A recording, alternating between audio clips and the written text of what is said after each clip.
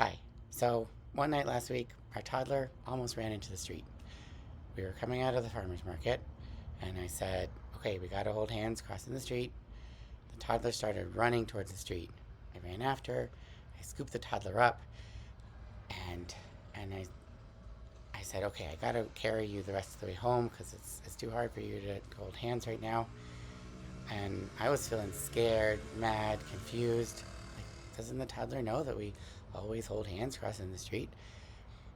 And then it hit me that what I'd been asking of the toddler was just too hard at that moment. The toddler was tired, probably hungry, definitely had to go to the go potty. Those things were all true for me too. It was just too hard for us to hold hands crossing the street right then. Um, one other reason why it was too hard is that we'd never walked home from the farmer's market. So I was asking him to do a behavior that he was really solid at around preschool, but in this new situation with way more distractions. Um, so, I started telling myself, like, oh, you shouldn't have done that. You should have just come home first. But then I reminded myself, like, I'm a good enough dad. I kept my toddler safe. Um, and my toddler is a good kid. We were just having a hard moment right then.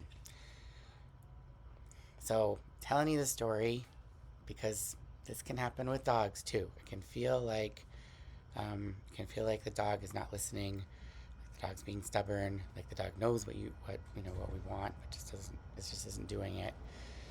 And yeah, so I'm offering invitation in those moments to notice if there might be a reason why it's too hard for your dog right then, and that could be your dog being tired, being sick, being in pain, being scared.